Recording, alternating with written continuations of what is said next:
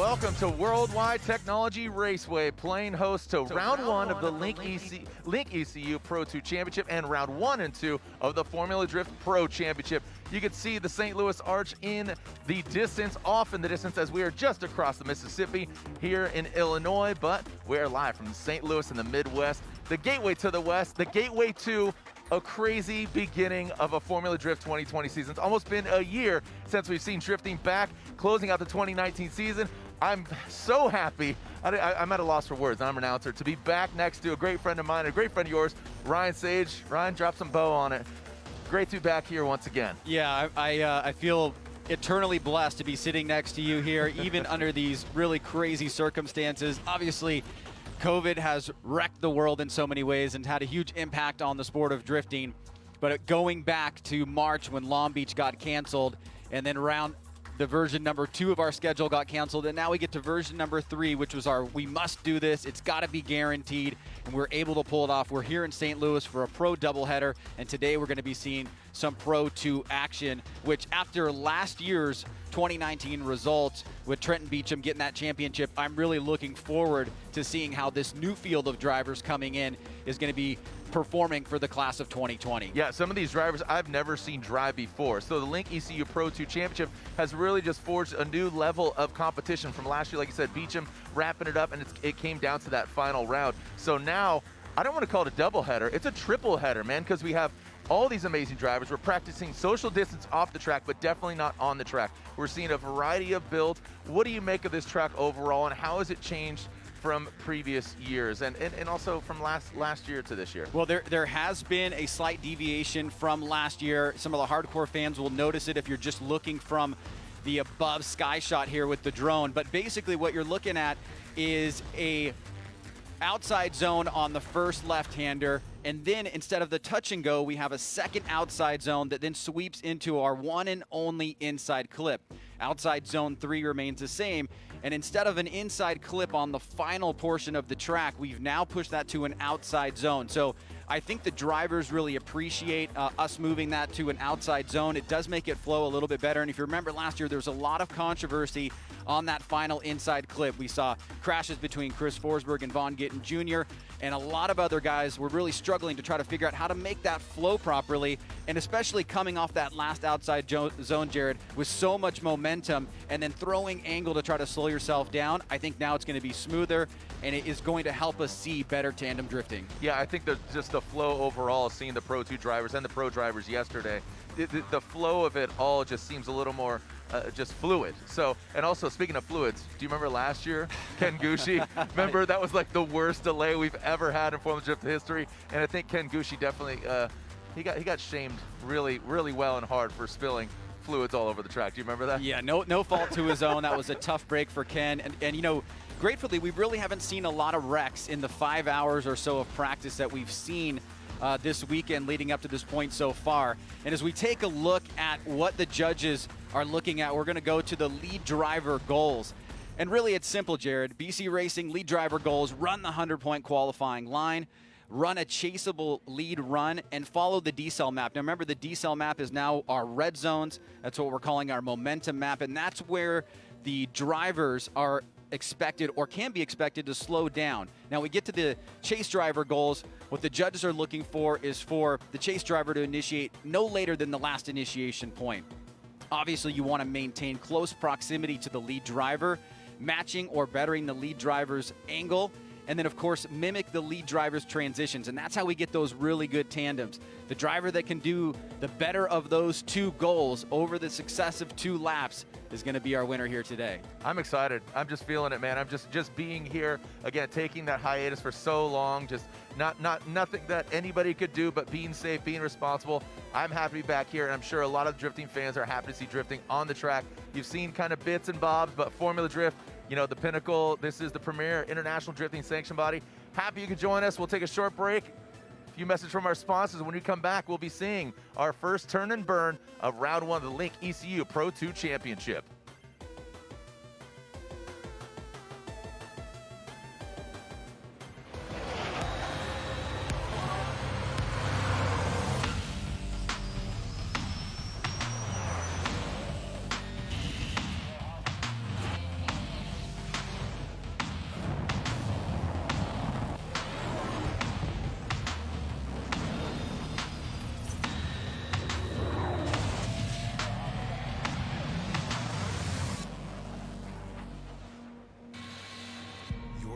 is a machine with 800 horses coursing through its veins.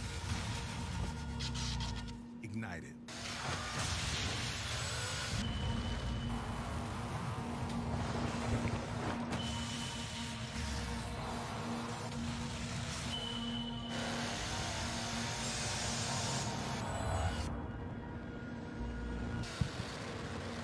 Energy, human horsepower. You know what's better than changing your oil with Royal Purple? Changing your oil with Royal Purple and not getting your hands dirty. Right now at O'Reilly Auto Parts, if you buy 5 quarts of Royal Purple motor oil, you will get a free box of Royal Purple nitrile gloves after a mail-in rebate. That's a $20 value. These gloves are awesome. I use them all the time around the shop or when I'm working on any one of my cars. And the best part is they're swipeable, so you can use your phone too. You know you gotta change your oil. This Royal Purple glove offer is available through September 29th only at O'Reilly Auto Parts.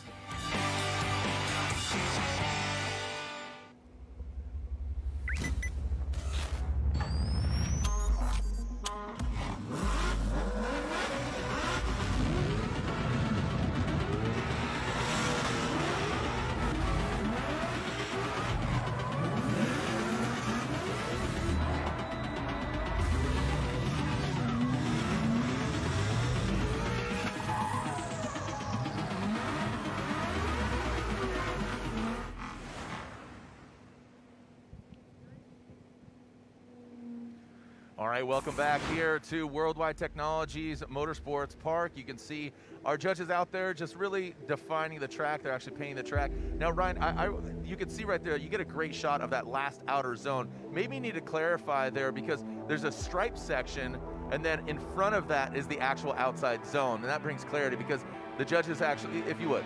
Yeah, no, you're exactly correct for pointing that out. The stripe section is really just a visual marker for us and the fans and the judges to know when the drivers have actually gone past the most furthest point of the outside zone. So that section there, the outside zone is really contained in the areas where you don't see those stripes. It allows where the fan is, that's where you want to fill. Beyond that, you're going off track. Exactly, and you can see some of the track damage that has been sustained as drivers are getting used to where to put their cars.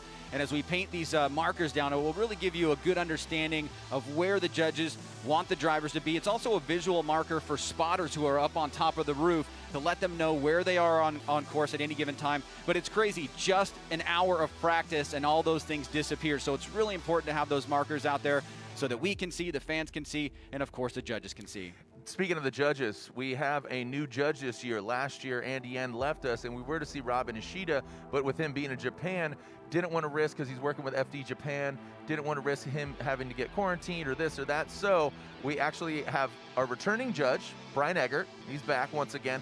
Also, Ryan Lontaine. Talk about a pivot. Talk about technology. Ryan Lontaine is actually watching from his home of Toronto, Canada, and will be judging remotely, but has the link. And shout out to Kemp and the team. We have a new live stream team. Got the technology put into place. He's watching from home in Toronto, and a new judge this year filling in for Robin Ishida. If he can't make it, is Chris Uhl. So Chris has been competing up in the Northwest at Evergreen. He's been a longtime drifter, and he actually shadowed Robin Ishida late last year to really kind of get familiar with the course. Oh yeah, and we'll definitely talk a lot more about the judges and get some insight from Brian Eggert up here. And they're going to be the ones that are going to be scrutinizing the drivers. So let's see who we have in our top 32 here in the Pro 2. Now take a look at this bracket or this layout of the top 32. Now you can see that we've got a lot of buy runs that are going to be happening in the top 32, which we will not run. We will see Dimitri Bruschi ended up being our #1 qualifier. And let's just get into the nitty-gritty of it here. Yeah. So we started off the season with 28 Pro 2 drivers. And as the season went on, or as we got closer to the season, there's been driver attrition. People couldn't make it, cars breaking down. We came into this event, we've got 21 drivers. So now, last year, our Pro 2 Championship was a top 16 competition. We expanded that to top 32 because we are not having qualifying and we're having these basically triple header events. So what we're going to see is that the drivers that received a bye will move on into the top 16, and then we'll have these battles in the top 32. Now, the question you want to know is, how was this bracket seeded? How was this bracket seeded, Ryan? This bracket was basically seeded by kind of like a pseudo randomness for the guys that are ranked at the top end of the field. And what our goal was for that is to basically try to recreate a top 32 bracket, or a top 16 in this case, since top 32 is new for this year, that looks and feels more or less like the way that we ended off in the previous season. Now, it's much more difficult for Pro 2 because a lot of the guys moved up into the Pro class, but we wanted to have it fair for everybody. So some guys are getting buys in the top 32, and some are going to have to battle it out to make it into the top 16. Okay, so as you can see, we're going to have minimal battles, and to repeat what you said, we are not going to run the buy runs. So we won't be seeing those solo runs? Correct. Yeah, Okay. we will just be looking at the battles in the top 32, and then once we get through those battles, we'll have our traditional halftime break and then come back for the top 16 opening ceremonies and do the full top 16 that all the fans are used to seeing. Awesome. All right, so when we come back, we're going to be seeing some racing. We're going to be seeing some battles here, Worldwide Technology Raceway. Let's take a look at what goes down out here on the track. It is about getting sideways. So to get more angle out of a car, first you need steering angle, but some guys have a lot of angle but don't use it. It's different driving style. So, I like to drive with a lot of throttle and a lot of angle. That's basically throwing the car around and just finding that sweet spot 5 degrees before you hit lock, 60 degrees of steering angle, and just being comfortable with it. I feel like drifting, you need angle, you need big angle. That's what makes it drifting. To create more angle, you have to either extend the throw of your steering rack, or you change the pickup point location to shorten the triangulation between the steering rack, the lower ball joint, which is the fixture that holds the front wheel, and the point that pivots it. So the closer it is, the more that will rotate. The further it is, the slower that will rotate. You create more angle by reducing the grip, so the drivers will actually get on the throttle more, get the tires to light up more, so there's actually less traction, and the thing will start getting sideways and they'll counter steer.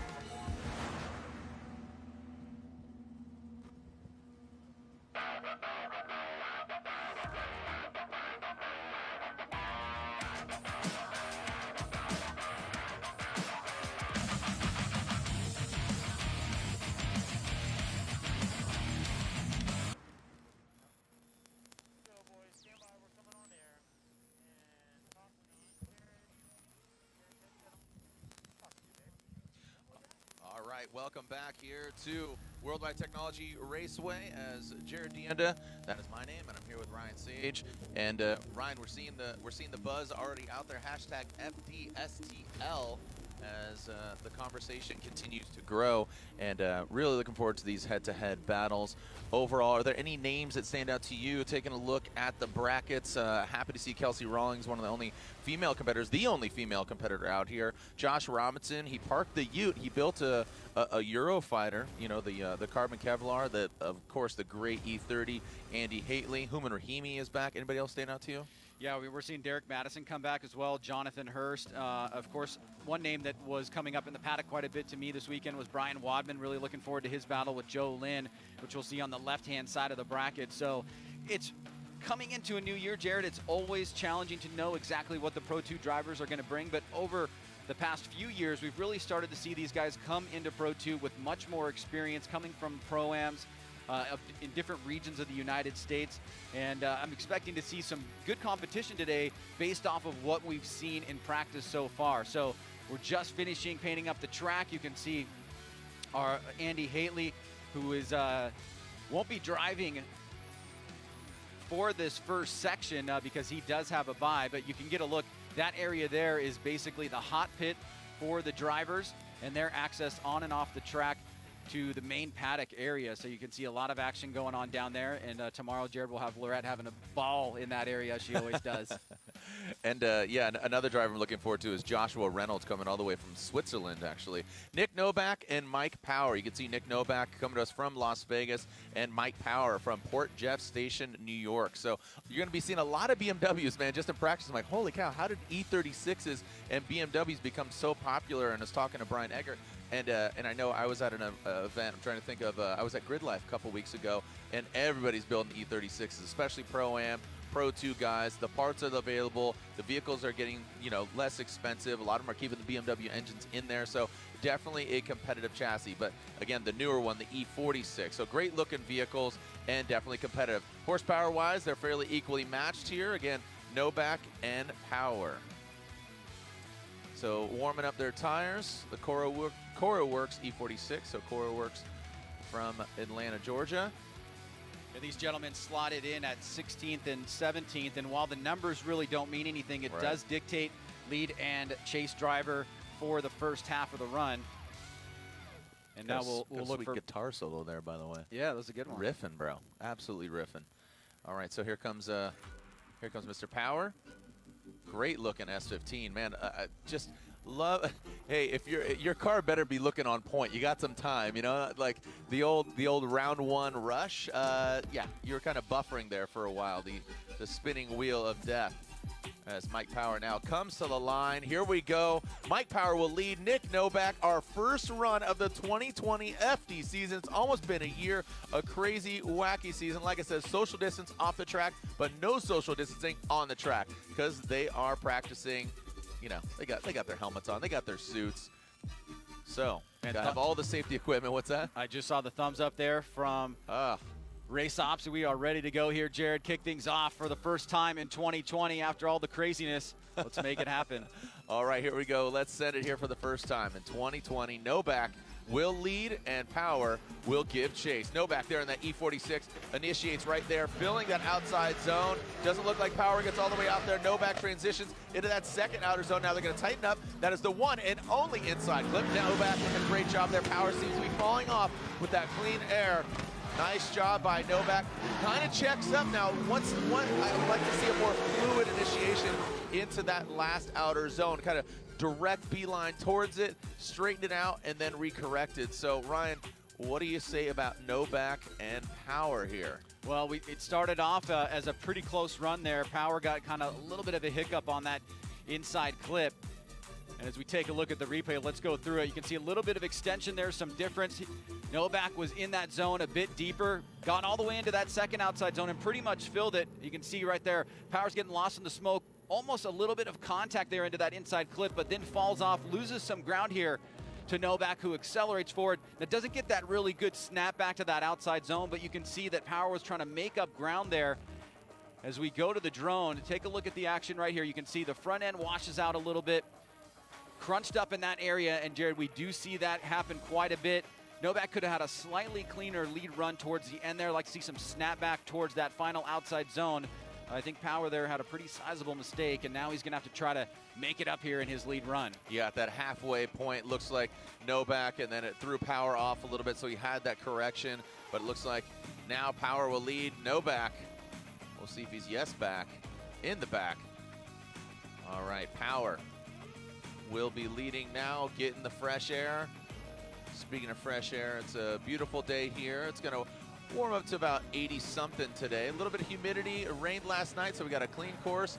And here we go. Power initiates. First outside zone. See how the transition goes down. Very smooth by both the drivers. A wide swing by Power, then tightens it up. Got to about the 2.5 hash mark on that inside clip. Massive angle there from Power. Now transition that final outside zone. Novak doesn't really get all the way to the outside zone. I think that was an opportunity for him to really kind of seize that situation, that scenario. I don't think he did exactly what he needed to do. You know, again, a lot of jitters, a lot of nerves. These guys, you know, newcomers to Formula Drift, newcomers to the Link ECU Pro2 Championship, but great looking cars and a great way to start. Just nice, clean run. Could be a little refined. Walk us through it. Yeah, Powers this time out front.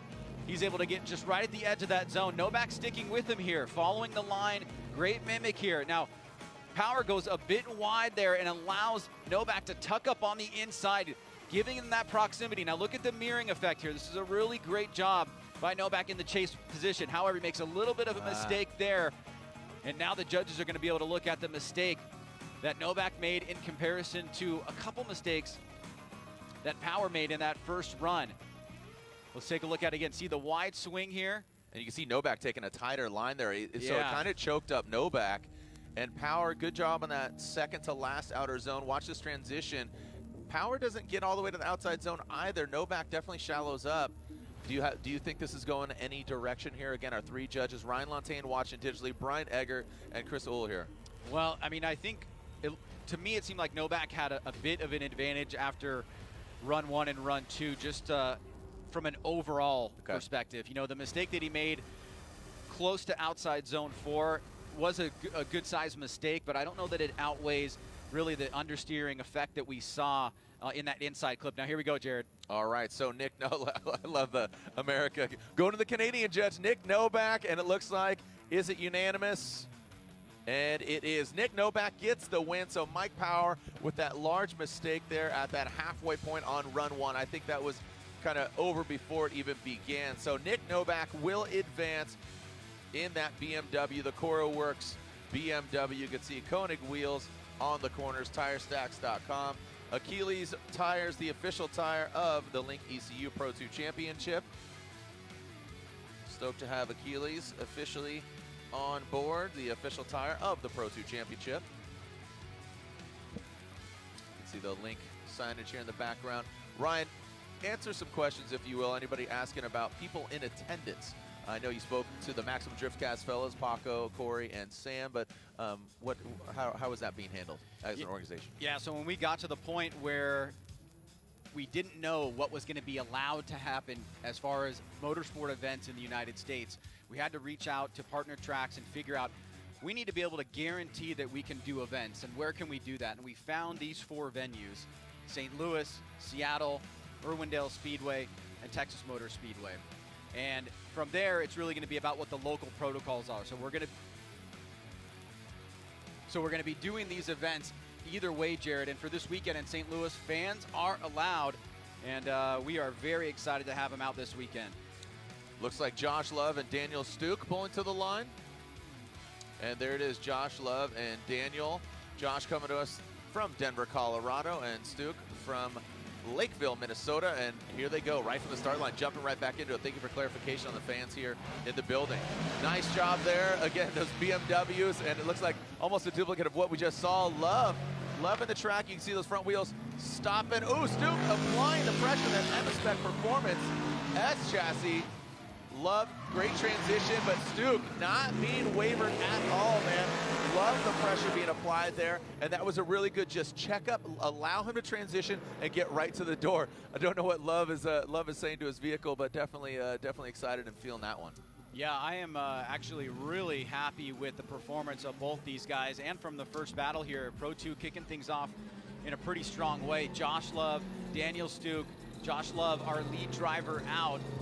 Coming down that front straight, very short run up, but look at that, very deep into that outside zone, a little bit tighter line there by Stuke.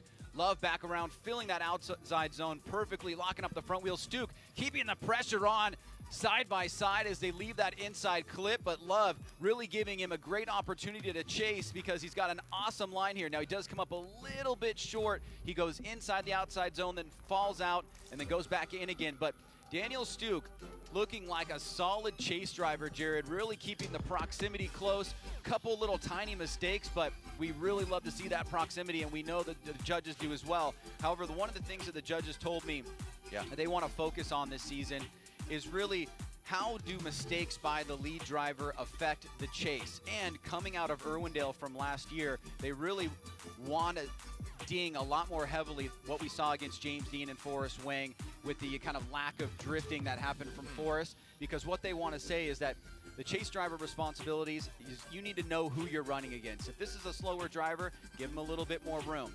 Now, if it goes to it one more time and you don't give him that amount of room that you should have learned in from run one, then maybe that's going to have an impact on the chase driver and how the judges judge. Wow, another variable thrown into the equation. Daniel Stuke getting all the way to the outside edge of the track. Stuke now coming in tight, taking that, you can see him wrap, ooh, Love way too tight around that. So that's what you say, take into consideration that lead driver. Now they don't really have a record to go off of here going against each other. And we talked about that outside zone on the last outside zone. Stuke actually went beyond that. You can see it looks like he tapped the wall there on initiation on that last outer zone. Remember, the striped area, that is the edge of the course, not the literal edge of the course where the asphalt meets the grass. So keep that in mind. With Stuke going even deeper than he needed to be, that's essentially going off course, Ryan. So here we are taking a look at the replay up in the sky. You can see the arch off in the distance. Now Stuke out front, Love and Chase. Yeah, does a pretty good job in his lead run there. Big angle coming out outside zone 1. Here he is into outside zone 2. Just comes up a little bit short there, but watch Love in the background right here, or right on that inside clip. Goes way off course and really did not capitalize on an opportunity for a good lead run. by Love out front, or excuse me, by Stuke out front. So this is a much tougher battle here this time, Jared. You're seeing this big mistake here. Yep.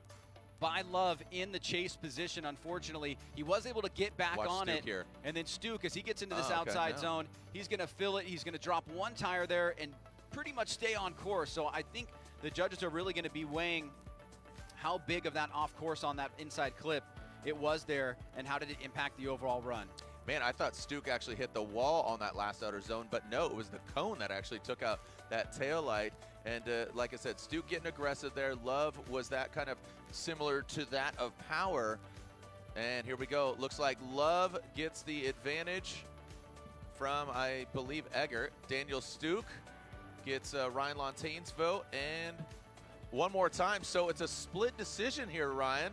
So it is split decision across the board. It's a one more time battle between Love and Stuke. And this is a great opportunity for them to get more familiar with the course, whoever is advancing on. All right, you got it, you got one battle down, you're good. You might have lost a taillight, but you come out unscathed. So we'll assume they're gonna throw on some fresh Achilles tires, and we'll see them back here on the start line to do battle once again as they head back to the pit, Ryan. All right, so moving on to our next battle. Looks like it should be, again, Dustin Miles, the way he drew his card, he got slotted into that number 5 position right now. Joe Lynn versus Brian Wadman. Now, Wadman from Connecticut, had some words with him right before we jumped up here in the booth. Excited to see him drive. Ryan was talking about, and see there you see Josh Love, Daniel Stuke. So you can see the second row there down at the bottom, Joe Lynn versus Brian Wadman. Yeah, hearing some good things about Brian in the hot pits. I don't know much about Joe. However, what we've seen so far, Jared, between the first 2 battles has actually been really positive overall. The proximity and the preparedness of these drivers coming into these matchups have seemed like they're off to the right foot so far this year. And it's going to be really exciting to watch this next battle. I can't tell. Are the pro drivers out here taking note? So Joe Lynn coming to us from Hong Kong, 600 horsepower, are fairly equally matched in the horsepower. That's if they are telling the truth, to be honest. So Joe Lynn, 33 from Hong Kong in the E46, another BMW, and Brian Wadman, the classic supercharged LS S14. So again, Wadman, one of the few drivers that came up and said, "Hey man, what's going on? Nice to meet you. Happy to be here. You know." Liqui-Moly, S14, Connecticut, real humble dude, big dude. Yeah, you came in on the red eye, right? That's you were the first time. This morning. No, that's next round. Oh, okay. I'm taking a red eye to see. So when did you come in? Last night. Oh, okay. I didn't know that. Joe Lynn out front, Brian Wadman in the chase position. Yeah, Lynn, massive angle there. Says driven on the door, and he is driven behind the wheel. Wadman looks like he's tempering the flame there, kicking back a little bit. He's never. Oh, Lynn with the massive correction there. Throws Wadman a little bit off, and now coming to that final outer zone, Wadman, oh, that is going to be a massive deficit for Wadman to make up. Both of them having mistakes, but Wadman, that chase position, you saw that massive straightening there in that last outer zone. So let's take a look at it here once again as they'll head back to the start line. There's Wadman. Ryan, both of them have mistakes as we take a look at the run. Yeah, let's take a look at Lynn here because the focus is going to be after that inside clip. Gets a great jump. Wadman now playing catch-up. Let's see if he cuts the line. No, Wadman still stays on the line. I think he thinks he's got a lot of grip in the car, and he does. He catches up right here on this inside clip. Now, Lynn right here, the front end is going to wash out. A big, sizable mistake, and that is going to be a reinitiation where he came straight and had to reinitiate the vehicle. And then Wadman right there, big mistake, not able to finish the course under drift. So we may have 2 incomplete runs, and it may come down to this next run. But the question for you is, Lynn's mistake out front, did that throw Wadman off of that kind of fluid motion going from that third outside zone to that last and final outer zone? It may have, but it seems to me that it was much farther away from the incident with Lynn, so I don't know that it's going to have a direct impact. It wasn't one of those ones where you saw him correct immediately after Lynn made that mistake. And for certain, that's probably a replay that the judges are going to want to see if it comes into dispute. All right, looks like they are alternating their positions. We're ready to send it here. Wadman out front and Lynn in the chase position. All right, fellas, if you're going to win, leave it all out on the track. Advance on to top 16. Are we going to get a winner? We already have our first one more time of the 2020 season. Wadman throws up a huge, massive cloud of smoke. on that one and only front flip. Now, ooh, dancing in the dirt goes Wadman. Now to that final outside zone. Can Lynn catch up? Looks like he does, but Wadman with a deeper angle, hammering down, throw a brick on it. Wadman crosses that finish line. Ryan, I think that's more definitive of what we are trying to look for. Minimum mistakes, if at all, especially from Wadman, getting that clean air out front. Lynn held on loosely, did not let go. So let's take a look at it once again. And the judges scrutinizing these runs. Again, not the prettiest, as somebody would say, on that #1 run, but here is the second run. Well, Wadman out front this time, and we know that first run is going to have a big impact. Both drivers getting out to that first outside zone. Nice transition there by Wadman in the second, coming up to the inside clip tight here. Lynn trying to hold pace with him. He falls back a little bit here, getting through that final smoke line. Good transition to that final outside zone, just a tiny bit short there from Wadman. So, Jared, you know, it's really going to come down to this first run and whether or not it's an incomplete. And if you're a fan at home, you're asking yourself the question, if it is an incomplete from both drivers, who did better on the second run? And that's going to be the deciding factor. And Wadman here really getting deep into that outside zone. Pulls off a little bit early there, allows Lynn to gain a bit more proximity. But overall, this is probably one of the first tough calls of the year. Yeah, there it is. So here we go. Let's slide him left for Lynn, right for Wadman. All right, one of our American judges, just to clarify, I believe it's Brian Eggert on top. There's Lontaine saying Wadman, and is it unanimous? And it looks like, regardless, Wadman gets the win. Brian Wadman gets the win. He's got that Super Doof kit. So, Eggert, you're the bottom or the top? Okay. So we are revisiting the one more time battle between, it was that of Love and Stuke. Love and Stuke. So Love in that E36 and Daniel Stuke. Ryan, one more time for the fans that are tuning in for the first time. They're like, what one more time? They could go multiple times. We've got to have some sense of majority. You saw there, sometimes you have driver A, driver B. You would have driver A win. In this case, it was one of those really rare ones, a split decision down the board, driver A, driver B, and a one more time call.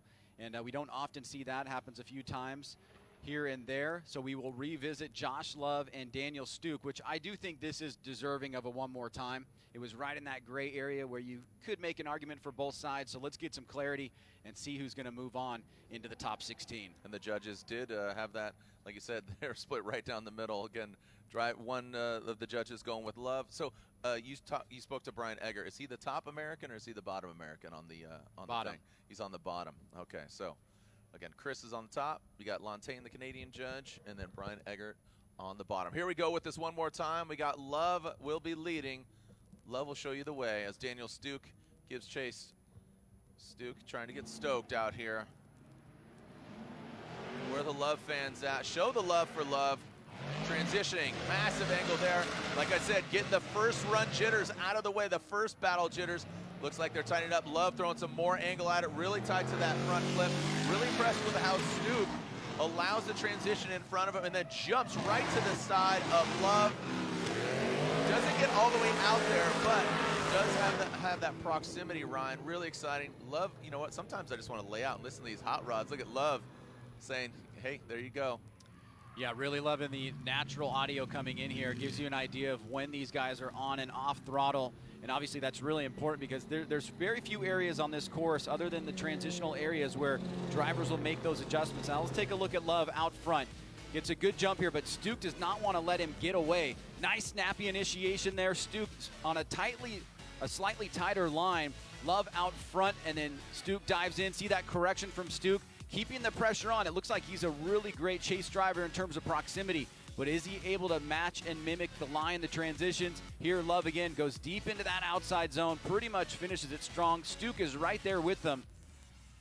But overall, let's take a look at this one more time from this angle here. Through this inside clip, you saw that a little bit of adjustment with the front wheels from Stuke. Getting into that outside zone, Stuke trying to follow the line. He transitions a bit earlier, and it does cause him to be on the inside portion of the line, so not completely following that driver all the way out there, but great job on proximity nonetheless. Daniel Stuke will now lead. Chris Miller tuning in. Hashtag FDSTL as we are getting prepared. As the second half of this one more time battle, Stuke will lead, Love will give chase.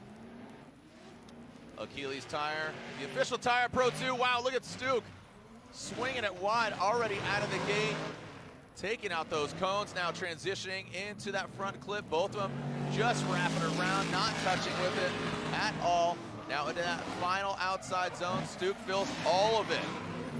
Definitely want to see the different angle. Love seeing the different angles for the judges' perspective, right? But fresh out of the gate, Ryan, I think, like I said, the nerves potentially got to them on that first battle.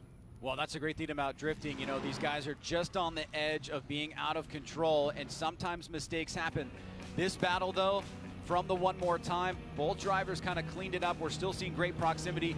Big initiation there by Stuke out front, dropping those tires. Love, looks like a little bit of a love tap there as they come into the inside clip here. Stuke out front. Let's see the line that he draws. Tiny, tiny bit of lack of angle coming into that third outside zone, and Love adjusting well here, closing up that rear section and staying on that line, and that was a little bit of a point of difference there. Seeing back around to this inside clip. Watch Stuke out front, slight little angle adjustment there, but the angle stays pretty locked in there by Love.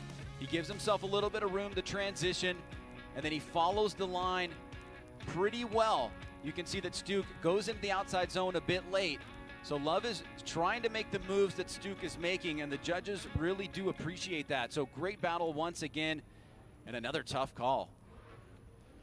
Yeah, real tough one. Really, like we said, just excited to see drifting, but the Pro 2 gentlemen and ladies stepping up here. Love gets the win. Love does get the win, and it is unanimous. Love gets the win, taking out Daniel Stuke. See if he pats his roof one more time, giving some love to his own vehicle there.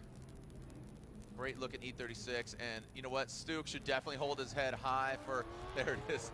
Looks like he's beckoning somebody here, but yes, sir. All right, so like I said, Stuke should be stoked. A good battle and a one more time battle between Love and Stuke, and we will advance on to our next pair. Now, Kelsey Rawlings will have a bye into the top 16. And we are scheduled to see Austin Mata and Josh Reynolds. Looks like they are next. And there they are. So from Shakopee, the 650 horsepower versus Josh Reynolds. Now, he is a newcomer here to Formula Drift competition, both these gentlemen. So excited to see what they bring to the table. Some great looking vehicles. Now, Josh Reynolds, his vehicle is actually prepared by the Drift Cave, which is Matt Fields' shop, operating out of the Northern California. Now, Austin Mata will lead as Reynolds gives chase. Now Mata coming into that first outside zone. Oh, wow, both of them getting into the dirt. Reynolds hangs in the dirt way too long, and that will be a mistake for Reynolds. Looks like they were separate incidents. I mean, Mata definitely got out there, but Reynolds got way deeper. That big Snuffleupagus intake there as Mata crosses the finish line. And Reynolds saves it from hitting the wall. We saw a couple drivers really lose it on initiation. So what went wrong there for Reynolds? Things getting crazy here on this first run. Let's take a look at it from the drone. This will give us a good perspective here. And it got started off to a wild little incident here. Initiation, and you can see in the chase position there that Reynolds just goes way off course. Luckily, he did not go into the wall there. He was able to save it from sliding on the grass, but at this point, he's probably got an incomplete in the chase position. Let's keep our eyes here on Mata out front. He's able to get through the course, does not incomplete, and he should have a sizable advantage. We know that initiation coming into that first outside zone, Jared, can be challenging for the chase drivers. They've got to get the timing just right, and you hope that Reynolds is not rattled in this position here, can come back and try to lay down a clean lead run, giving himself some kind of opportunity here to move on into the top 16. All right, so Reynolds will now lead. Reynolds will lead, Mata giving chase.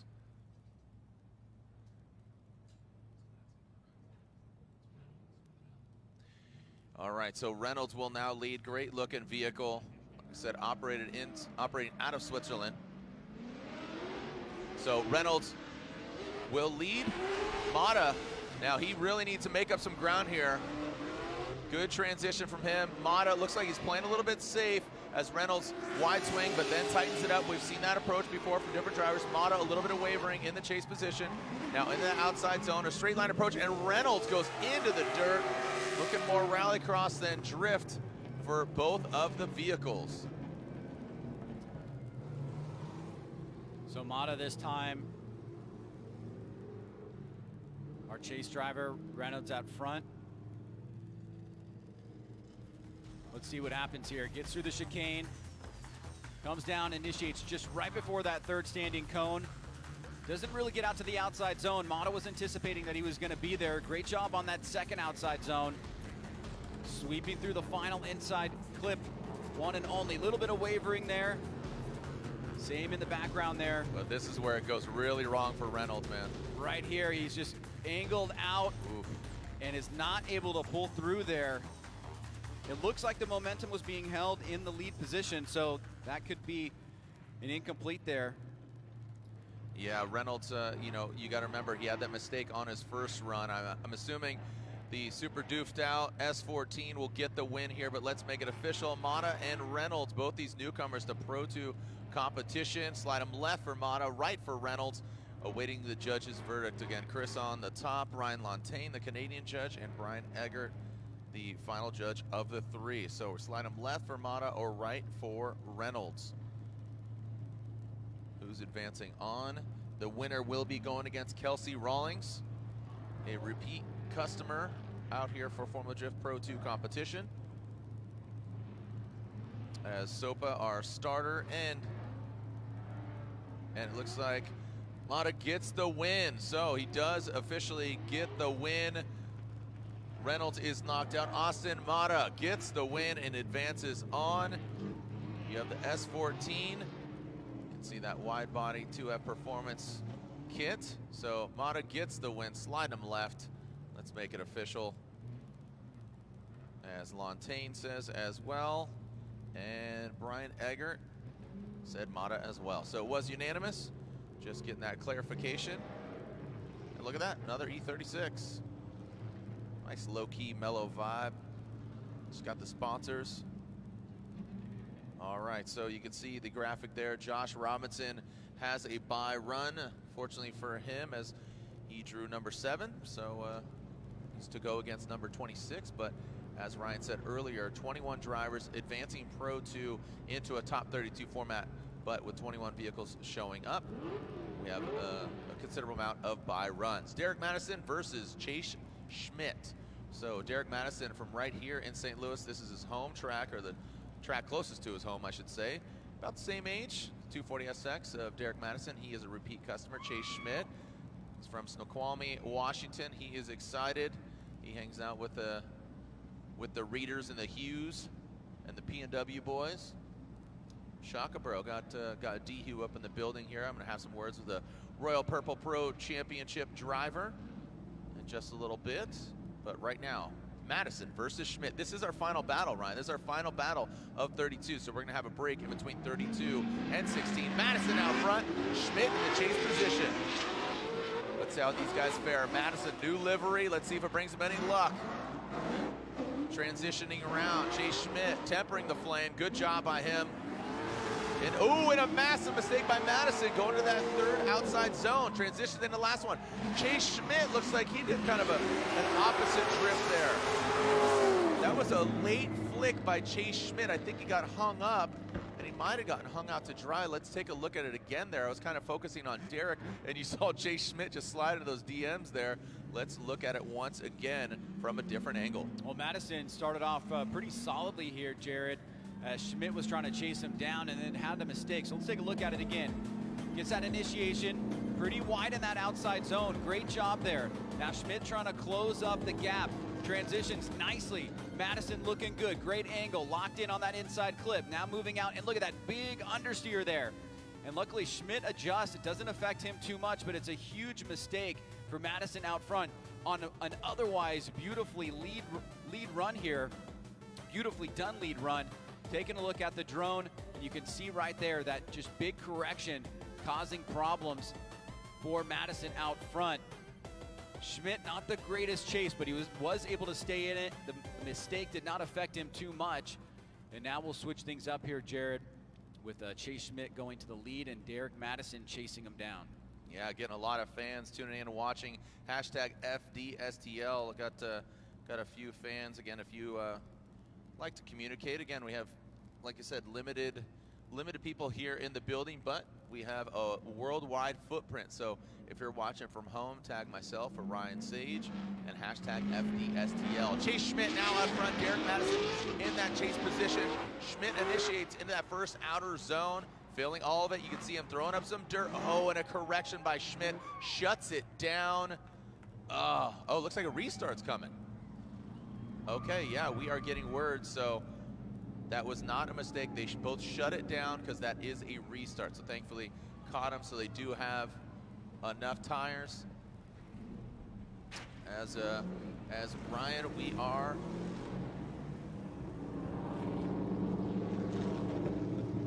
all right. So as these guys head back to the start line, getting prepared for this restart.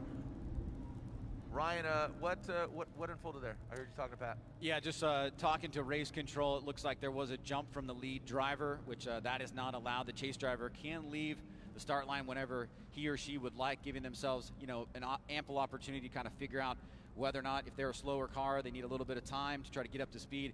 In this particular case, it was the lead driver that jumped the light, so we've got to start it over. Ryan, what have you been doing since hair spots have been closed? It's been hard. I've had to self-manicure. I mean, it looks good, though. I mean, you've done a great job maintaining it. Thank you. Your eyebrows are on fleek. They look great. All right, here we go. So the restart here once again from Madison and Schmidt. And again, this is our final battle of what is to be top 32 is top 21. So Schmidt out front. Madison looks like we got a clean start. Here we go. Schmidt in that first outside zone. Madison not as deep as Schmidt.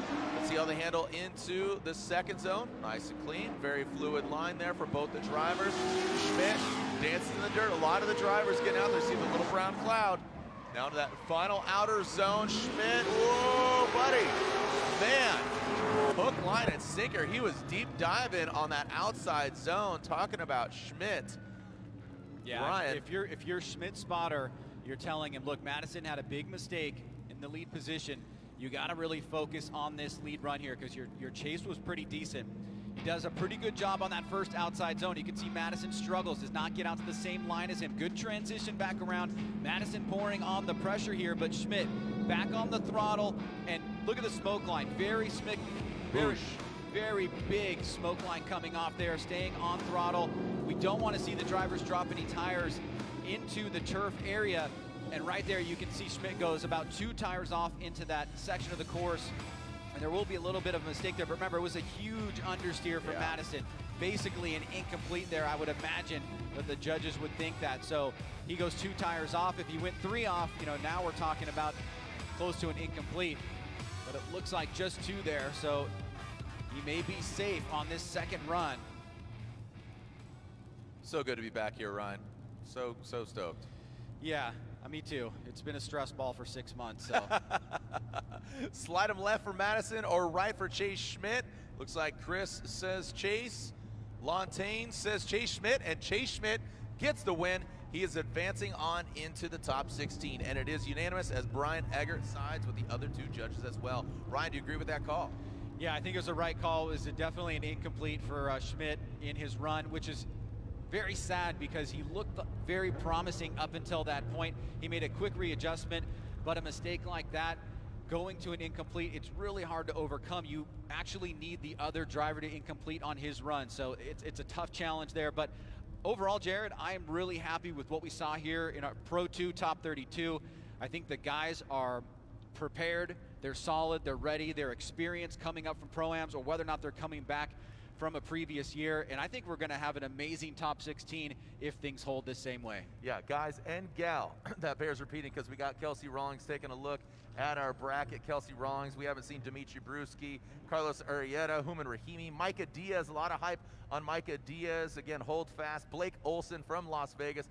More BMWs, more fast vehicles. Really excited to see top 16. And of course, tomorrow and Sunday, this isn't a double header, it's a triple header because we got Link ECU Pro 2 Championship today, and then the Pro Championship round 1 and 2 Saturday and Sunday. Don't go anywhere. We're going to take a short break. When we come back, we're going to have Dylan Hughes, the Dozer, is going to be up here wrapping up with us about his new vehicle, the Royal Purple BMW with the 2J under the hood. You can see the St. Louis Arch, the gateway to the west. When we come back, we got Dylan Hughes.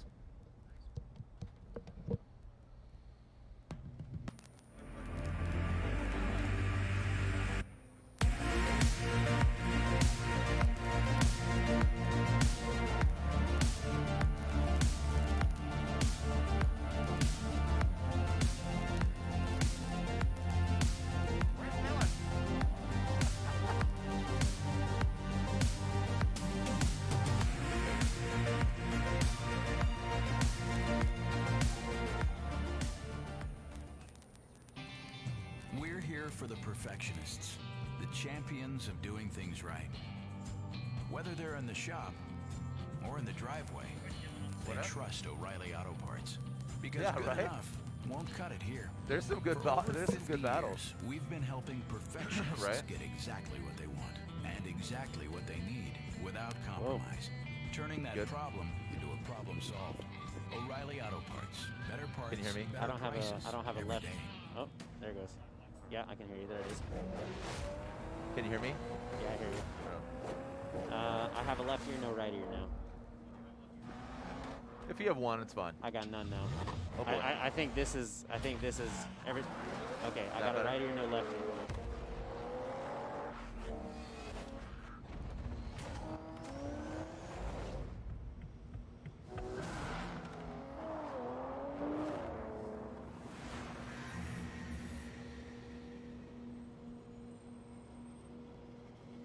Welcome back here to Worldwide Technologies Raceway, just across the river from St. Louis. We are technically in the St. Louis area, and you can see this very interesting track. You can see obviously where drifting is going down, the rubber being laid down yesterday.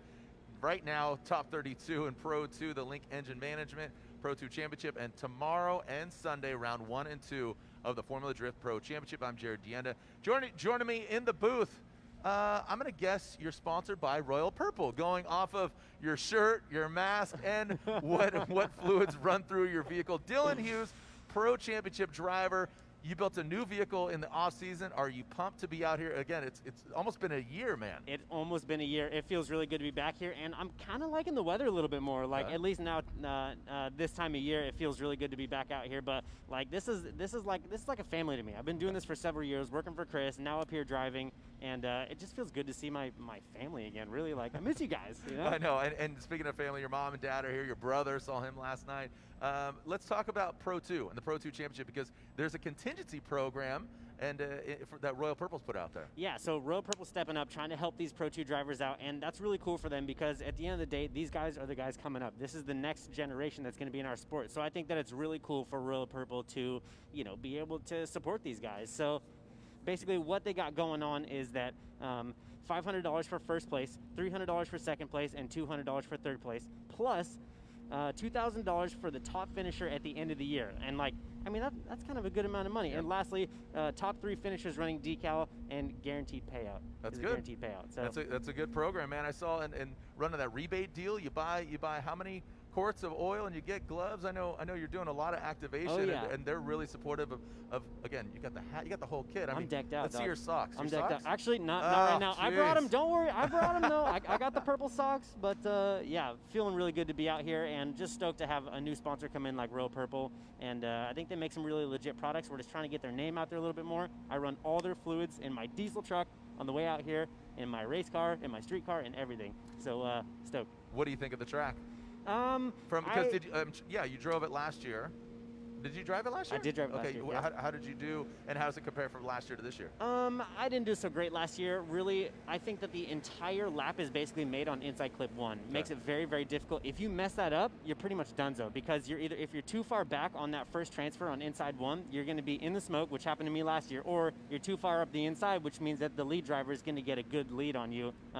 Basically, more drive coming out of the corner, which is bad. Yeah, and, So, we saw that play out in some of those Pro 2 battles where you step back and you're like, oh, I got to make up that ground, and you just grip up, you start beelining, and it's not aesthetic. It's tough, man, for sure. I am actually liking the new line of the last turn, kind of running it wide, letting it hang out. I think that it's going to be a little bit better for guys kind of checking up for that inside clip, so I'm digging it for sure. It took me a solid couple of laps to get used to it, but once I kind of did and I mentally figured it out, I think it's going to be pretty sweet come Pro 1 and Pro 2.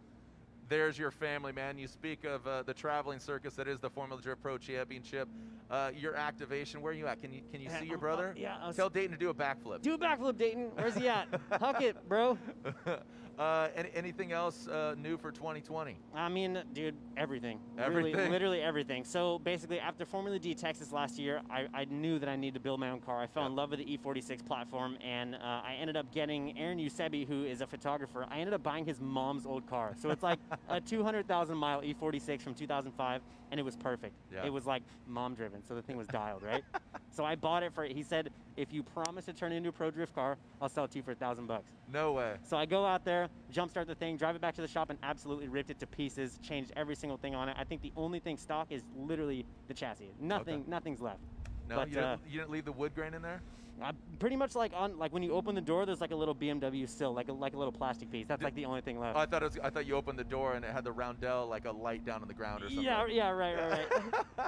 No, but the car is sick. It really, the things that we learned from the Huddy car last year, we were able to improve on this year, and I took a good 7 months to build it, and I decided to switch it up with a 2JZ platform, and that thing makes almost 250 more horsepower with a small turbo over any other pro drift car I've ever driven. So we got the nitrous rolling through that thing, 3-liter inline 6-cylinder, same dog box as last year, BC shocks, Part Shop Max suspension, Royal Purple fluids. That thing is wicked. I was talking about this earlier when Pro 2 was going, and I said that, hey man, your car definitely better look good, and it better be done by this round. You've had plenty of time to buffer and get your things done. Yeah. Would your car have been ready if we had a standard beginning of the season back in April? Oh, it'd have made it. It would have made it. It'd have been tight, but it'd have made it. Okay. It'd have made it. Do you believe me? I feel like you don't believe me. I don't believe you. I don't believe you. I mean, as chaotic and crazy as everything is, I think it's given everybody time to look at the silver line and appreciate what you have and look at all these opportunities. So, again, shout out to Royal Purple for supporting you and also supporting the Pro 2 Championship. Awesome contingency program. We talked about first, second, third, and the overall winner winning $2 grand. Run the sticker. You're guaranteed some cash. So all you Pro 2 drivers, hopefully you're running Royal Purple. So, yeah. So, awesome, right? Yeah, so, really again, stoked. we'll see you at 3 o'clock for top 16 of the Link ECU Pro 2 Championship. Again, 3 o'clock local time. Yeah, it's almost 1 o'clock. So you got some time. It's Friday. It's Casual Friday. Enjoy. And power will give chase. No back there in that E40.